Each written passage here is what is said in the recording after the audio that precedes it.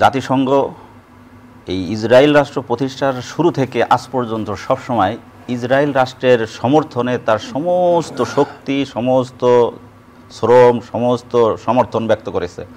আজ পর্যন্ত ফিলিস্তিনের এই নির্যাতিত নিষ্পেষিত জনগণের পক্ষে তাদের কোনো পদক্ষেপ নেই। তারা শুধু বসে বসে সিদ্ধান্ত দেয়, আর ইসরায়েল সমস্ত সিদ্ধান্তকে একেবারে উড়িয়ে দিয়ে তারা তাদের সেই দখলদারিত্ব, তাদের সেই গণহত্যা তারা নিয়মিত চালিয়ে যাচ্ছে।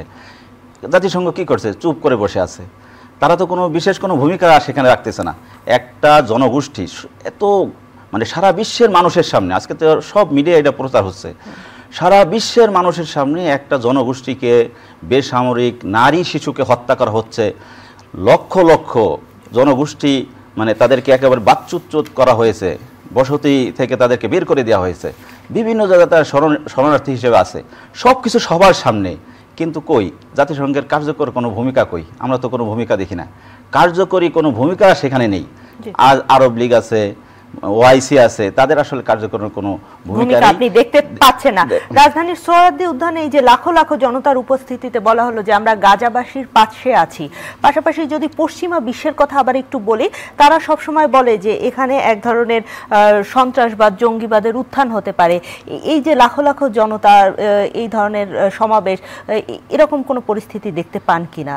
আমি মনে করি যদি মুসলিম রাষ্ট্রপ্রধানরা এখনো যদি সচেতন না হন, তারা যদি সঠিক সিদ্ধান্ত গ্রহণ করে ব্যর্থ হন, আজকে তো একটা আমাদের বাংলাদেশে একটা সুন্দর সময় এসেছে। আমাদের এখানে এখন প্রধান যে মুসলিম যে কোনো এই ধরনের প্রোগ্রাম হলেই তার সঙ্গেই বলা হয় যে এক ধরনের সন্ত্রাসবাদের উত্থানের কথা চলে আসে, জঙ্গিবাদের কথা চলে আসে। এই কথাগুলো কেন আসে এবং এর কোনো সম্ভাবনা আছে কিনা বাংলাদেশে? জঙ্গিবাদ তো একটা গালি আসলে। জঙ্গিবাদ তো আজকে দেখেন হামাসের কথা বলেছে জঙ্গি সংগঠন তারা বলে। তো এটা সঙ্গে এরা আছে স্বাধীনতাকামী, এরা নির্যাতিত মুসলমানদের পাশে দাঁড়িয়েছে, তারা তাদের নিজস্ব ভূমিতে তারা থাকতে চায়। এই জন্য তারা যদি সশস্ত্র স্বাধিকার আন্দোলনকে যদি এখন সন্ত্রাসবাদ বলা হয়, তাহলে এটা তো হাস্যকর বিষয়। আজকে এখানে যে শান্তিপূর্ণ আজকের যে সমাবেশটা, যে আমাদের এখানে যে মার্চ ফর গাজা হয়েছে, এত শান্তিপূর্ণ একটা অনুষ্ঠানকে যদি জঙ্গিবাদ বলা হয়, তাহলে আমি মনে করি প্রত্যেকটা মুসলমান আমরা জঙ্গি হতে চাই। এই পরিচয় আমাদের সবার পরিচয় জঙ্গি হওয়া উচিত। আজকে একমাত্র সমাধান এখানে সশস্ত্র বিপ্লব। এখানে সমস্ত মুসলমানকে এখানে সশস্ত্র প্রতিরোধ গড়ে তোলাই একমাত্র ফিলিস্তিন সমস্যার সমাধান। সেটা কিভাবে হতে পারে? দুই রকম হতে পারে।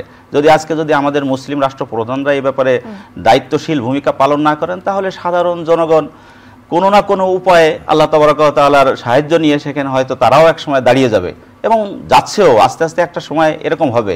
আপনারা দেখছেন আফগানিস্তানে যখন আক্রমণ হয়েছে, রাশিয়ার পক্ষ থেকে আক্রমণ হয়েছে, সেখানে সাধারণ মুসলমান, সাধারণ জনগণ তারা সবাই প্রতিরোধ গড়ে তুলেছে। সারা বিশ্বের মানুষ তাদেরকে সন্ত্রাস বলেছে।